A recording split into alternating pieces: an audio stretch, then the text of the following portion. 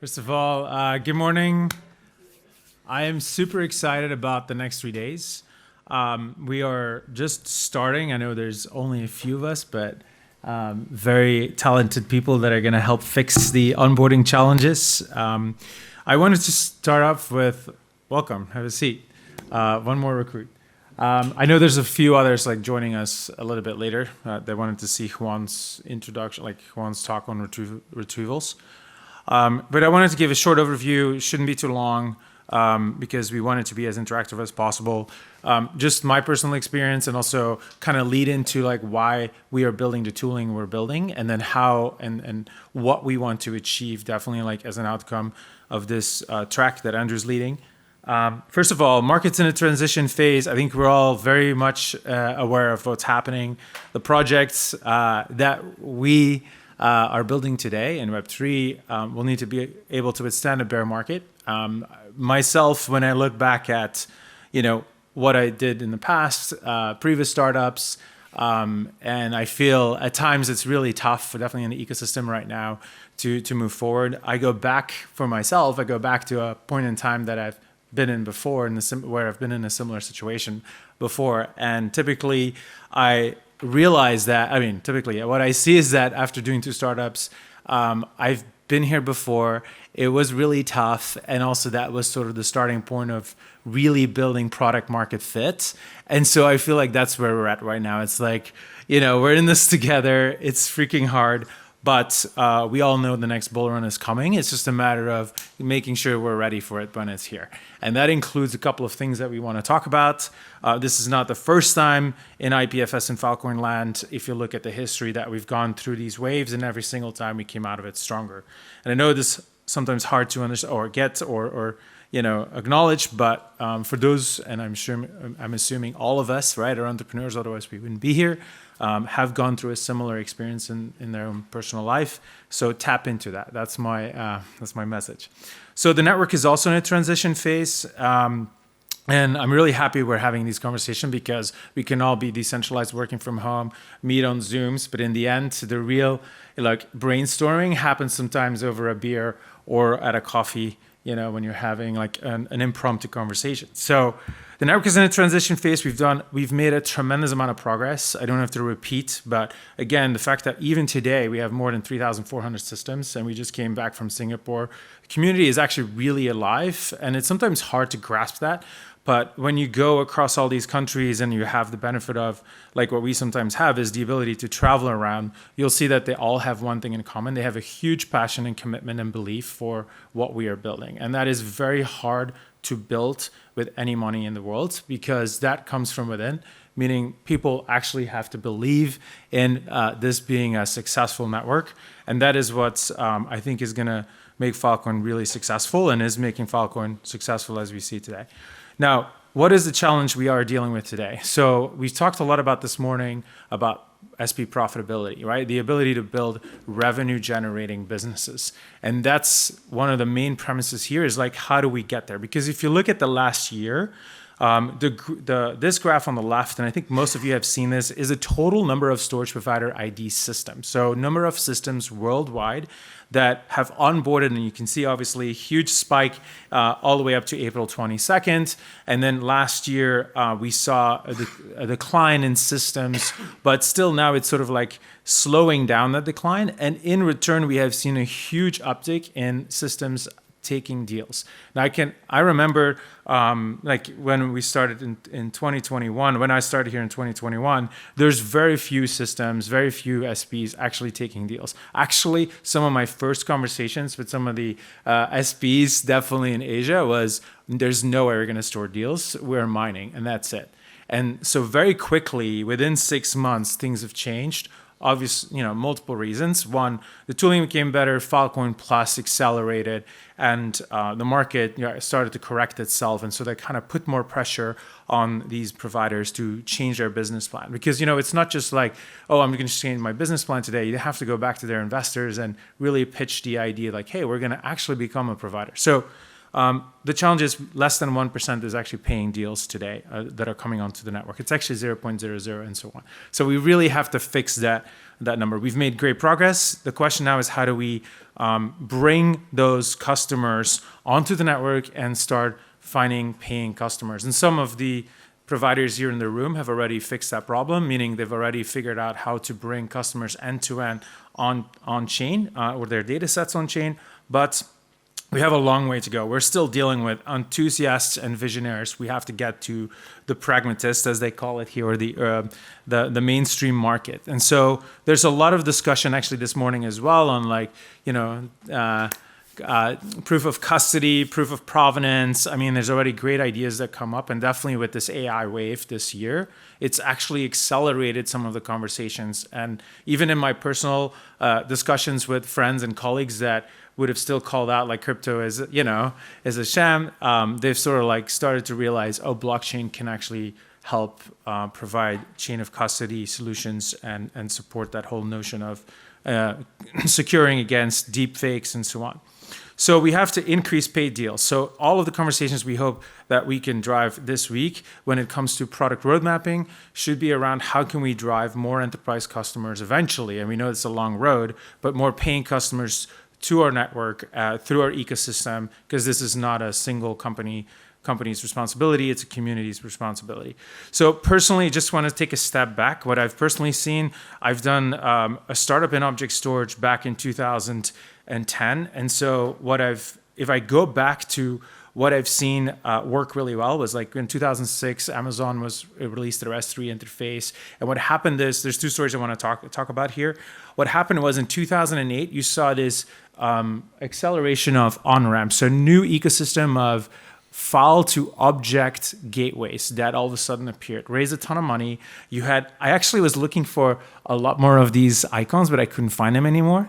But what's interesting is, again, Amazon came out with a key value store, right? It was really scalable. I mean, for those that are technical, they were like, this totally makes sense because file systems have limitations. You always end up with like, how large is the database going to scale? What's the unique identifier I'm going to use, and so on. But the thing is, there was a whole new ecosystem. And I think that's the point we're in right now. We're actually in the same position where we're seeing some gateways appear. And so I want to talk about that in a second, how we're addressing it. But it took till 2015 until actually some of the traditional enterprise applications like Veeam, Commvault, or GPFS, I worked with IBM GPFS. It was a hurdle to get them convinced to support object storage. But the point was, like, initially those gateways became successful, and guess where those gateways landed? They actually eventually got bought by Google, Microsoft, and Amazon. Why? Because even those customers that were using the cloud eventually still wanted to keep, using their file systems, and then those cloud providers didn't have the tooling themselves, so they just purchased these startups. My point is, lots of opportunity, and that's where we're focusing on right now, which will lead into why we're doing Project Motion. And then eventually, the other story I want to talk about is that, and it's not really called out here, but as you can see, I have value versus time, right? Highlighted, and it sounds obvious, but the point here is that you needed a foot in the door before you could start talking about your value differentiation that you could bring in as an object store. And so the same way here, as we talk about smart contracts, which we're all very excited about, it's really overwhelming for someone who doesn't even know what decentralized storage or blockchain is. So my point is that as we get our foot in the door, as we capture those data sets, there should be an effort as much as possible to bring up the value, like our SID, our proof of replication, right? And maybe even other on-chain information into the application stack so that we can say, hey, we've got something that no one else has, which could turn into the proof of location, the proof of custody, proof of provenance, and so on. So again, these are like two things that I remember, and I feel like this is a long-term game, but at the same time, it's been done before, and we're going down that same path. So what do we need to build? We need to build the bridges between Web 2 and Web 3, because as Juan said it this morning, right, there's a large data sets are still managed by Web 2, and we need to provide either a 10x savings or a 10x differentiator. And right now we're at this point where we need to find more product differentiation that would give us that extra oomph oomph, yeah, or extra value there that allows us to charge and make our system sticky. So what is the phase 2 about? And open to like debate. But one, we need to make it more accessible to mainstream market users. We need to create more awareness for Filecoin and decentralized storage stacks in general that will drive adoption. Just one perfect example is DSS. Where's Andrew? There he is. Just a couple of weeks ago, released Victor Chang, right? A research institute in Australia. Just an example. Congrats on that, because what that actually did is we released it as a PR announcement, right? Jen and the team helped promote it. And within a week, we had a press person like reaching out in the US and wrote an article. And then a week and Nadine Jen had a lead coming in that read the article. And it is a lot of small things, but it's a compounding effect. And if just everyone in the ecosystem just brings one of those, we can just accelerate and build that networking effect. So, and then eventually, obviously, generating new recurrent revenue. Yes, money.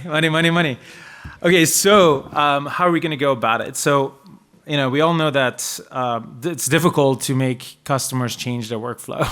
That's the main problem right now. Like someone said, hey, I want my grandmother to be able to use this. Me too. I want my grandfather to use it. But the thing is, we have to meet the users where they are. So we have to bring Filecoin to the users. And so for that, what we're doing is we're building a REST interface. So the solution here is a container version or a container that will sort of obfuscate the complexity of Filecoin through a simple REST interface, which avoids the necessity to like build it or integrate in the IPFS server in the application stack, and it allows the traditional Web2 applications to just remotely connect into either a service, which could be run by a storage provider, or it could be a completely different entity that sits in between. But it allows to hopefully connect, and I'm a big believer in this, just because it's a lot easier to go to a Web2 app and say, hey, it's just a variation of another REST interface. Your engineers know how to develop REST, put, get, track, index. All these things are pretty standard. And then so underneath that layer, we already have all these amazing data preparation tools. The team is here actually, Xenon. That's the developer on Singularity V2. We're expanding that and making that integration stronger so that even through the Project Motion API, which is what this project is called, this REST API, you would be able to ideally kind of set your criteria, and it will automatically identify the right SP, move the data eventually through the system, through the deal engine, which is the third component, which is what we have right now is called Spade. Spade is a deal engine, still in an early stage that's run by the data programs team. So we would like to have more conversations around what the functionality requirements there are as well. By the way, these components can be removed, but the whole value here is that dealing with a series of SPs is hard. So there is a need for an abstraction layer. And so the abstraction layer, actually Juan made a couple of comments this morning, right? Proof of replication could be a layer 2. There could be different KYC. I mean, ideally it would be all decentralized, but initially there could be an actual service that could be offered to ISVs or MSPs that are using our stack to validate, which SP they should use to store the data on. I actually heard another use case when we were in Singapore. There was an ISV, a startup that built like a Dropbox alternative solution, and they said they were talking to a customer that had users in Singapore or employees in Singapore and in Hong Kong. And so whenever an employee was moving from one location to another, it was required by law that the data would move with that user. Now, you can have this great data management platform, but if you don't have the underlying infrastructure, the storage providers, and you are a service offering that may not have all the capabilities to do the negotiations, that's where these abstraction layers would be a huge added value, because that would automatically allow that ISV or this MSP that was running that business to tap into the Filecoin community of storage providers. So lots of opportunity there, but in general, the three components, obviously how we're going to market with this can be in different ways. Could be run by an SP or it could be run by another service. So last but not least, what are we asking the community? Two things, very simple. Bring Web2 apps. If each of us brings one Web2 app, because all of us have amazing connections, Some of them are here. Some of them are already building apps, Web 2 or 2.5 bridges. But we want to go after the legacy stacks initially, the archive and backup and data management stacks. But secondary, we also see this new wave. So if you have understanding of these AI stacks and you see an opportunity to tap into that, bring those as well, because we have a team of solutions architects that will help and will help with the integration of Filecoin REST API. And then second, help us create awareness, right? I think, as I mentioned, the example of DSS, it is very, very powerful. And it is not a local, it doesn't have a local impact, it has a global impact. Because as an outcome of that as well, in Singapore, someone from Cointelegraph wanted to talk about, the latest PR announcements that we did. And they were very interested in why customers are using our network. And so submit a client case study, even if it's not ready to be listed, bring it forward, because we can also learn from the actual use cases, right? And so we want to share that with the community. And that's the last. So building momentum for phase 2. I think more integrations will lead to more users, and more users will lead to more data, and eventually will generate more revenue and opportunities for us to differentiate. Because right now we just need more conversations with more end users to really evaluate and validate which on-chain data we can pull in either through the REST API or directly integrate with the ISVs that are here today, and build that flywheel effect. So anyway, short story. Let's get started, I would say. So let's fucking go. Oh yeah, I'm not supposed to say that probably. I should say LGF. But yeah, thank you. I'm very excited. I'm going to track with Andrew for the next couple of hours all the product requirements, discussions that come up. We'll put it in the board as we said, and ideally later this week we're going to do a product road mapping session. So that's it. Thank you.